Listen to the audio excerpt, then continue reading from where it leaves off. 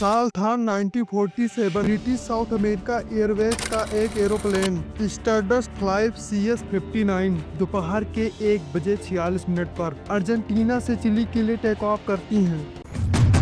उस प्लेन में 5 crew member और 6 पैसेंजर मौजूद थे। एयरप्लेन को उड़ा रहे थे 29 साल के कैप्टन रेजिनाल्ड जे।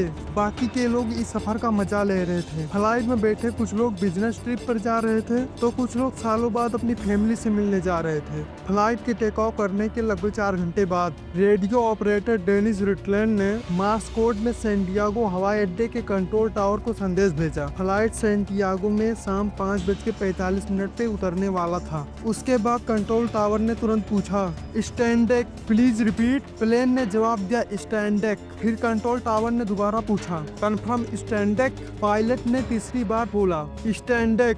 और इसके कुछ मिनटों बाद ये फ्लाइट हवा में कहीं गायब हो गई। ना कोई रेडियो और ना ही कोई इमरजेंसी कॉल। चारों तरफ सन्नाटा छा गया। उसके बाद फिर कभी उस एरोप्लेन से कोई कांटेक्ट नहीं हुआ। प्लेन में बैठे उन 11 लोगों को जरा भी आभास नहीं कि अगले कुछ मिनटों में उनके साथ क्या होने वाला है।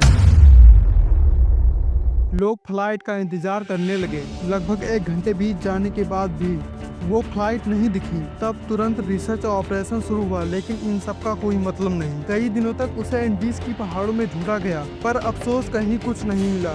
स्टारडस्ट को 6 दिनों तक लगातार ढूंढने पर जब कोई निशानी नहीं मिली तो सर्च ऑपरेशन को रोक दिया गया। साल बीतते चले गए, लेकिन उस फ्लाइट का कुछ अता पता नहीं चला। सन 1998 में लगभग 51 साल बाद इंडीज की सबसे ऊंची चोटियों में से एक माउंट टुपुंगातो को पिघलाते समय प्लेन के कुछ मलबे जैसे इंजन, कपड़े, इंसानी हड्डियां और बहुत कुछ। उन्होंने तुरंत सरकार को रिपोर्ट किया। अर्जेंटीना की आर्मी और एविएशन एक्सपर्ट वहां पहुंचे। उन्होंने छानबीन की, तब उन्हें पता चला कि ये फ्लाइट कहीं गायब नहीं हुई, बल्कि ये एक प्लेन क्रैश था। और यह कोई छोटा मोटा प्लेन क्रैश नहीं था। आखिर प्लेन क्रैश हुआ कैसे, ये जानने के लिए हमें 2 अगस्त 1947 यानी जिस दिन फ्लाइट ने टेक ऑफ किया था। दुखी की बात यह थी कि उस दिन मौसम बहुत खराब था।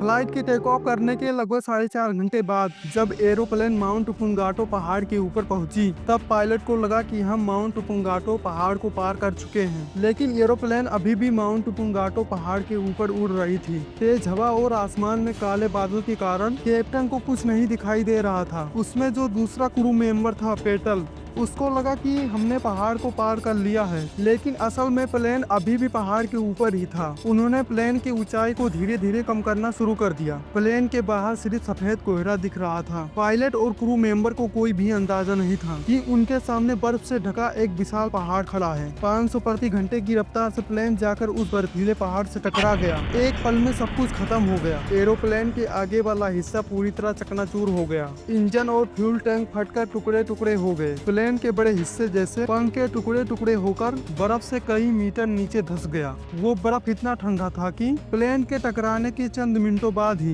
प्लेन के सारे हिस्से फ्रीज हो गए। उन प्लेन में बैठे उन 11 लोगों की हड्डियां तक भी फ्रीज हो गई। और 51 साल तक सब कुछ ऐसा ही रहा। जब 51 साल बाद इसका राज खुला, लेकिन उस स्टैंडक का मतलब आज तक कोई नहीं जान पाया। आखिर क्या है स्टैंडक का अर्थ? अगर आपको पता है तो हमें कमेंट में जरूर बताएं। दोस्तों, यहाँ तक वीडियो देखने के लिए बहुत ही धन्यवाद आपका। और कमेंट में बताएं ये वीडियो आपको कैसा लगा। तो मिलते हैं अगले वीडियो में।